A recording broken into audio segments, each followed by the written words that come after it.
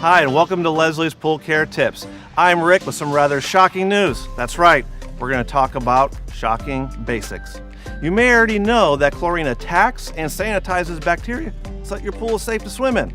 It can bind to ammonias and other waste in the water that come from things like debris, bird droppings, nasty, and sunscreen lotions. When excessive amounts of these waste enter the pool, like during a pool party or a big storm, the chlorine binds them together to form chloramines.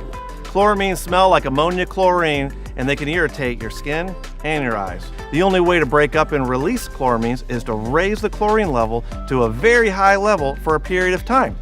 When the chloramines are destroyed, the chlorine level will drop. That's what we call shocking the pool. All right, so let's talk about the supplies you're gonna need.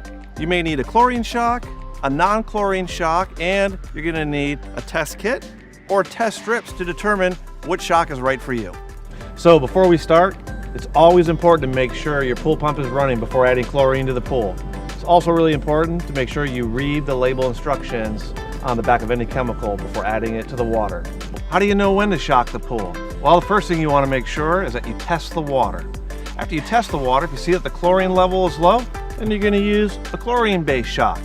If you see that the chlorine level is between 2 and 4, that's when you're going to use a non-chlorine shock. The benefits of using a non-chlorine shock are that it's going to oxidize the water and it's going to burn off the contaminants that are in there. It's also going to allow you to swim in as soon as 15 minutes after adding it. Whereas when using a chlorine-based shock, you may need to wait several hours to a day before you can get into the water. Remember, your chlorine is the most effective when your free chlorine and your total chlorine are equal.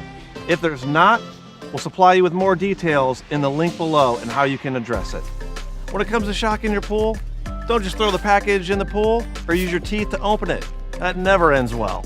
Now that I've opened the shock, with a pair of scissors, we're gonna slowly put it in the water. So to do so, you're just gonna wanna stay down low so it doesn't blow back on you, especially if it's a little windy outside. You just wanna keep it around the edge. So I'll walk it around the pool. I also prefer to concentrate a little bit more in the deep end since that's where most of the water is. It's really important to make sure you always test your water before adding chlorine into your pool. Shocking weekly will also make sure your chlorine is effectively sanitizing your pool so it's safe to swim in. Want more shocking tips? Visit Leslie's blog or come into the store for personalized service. Now let's get you back into the pool.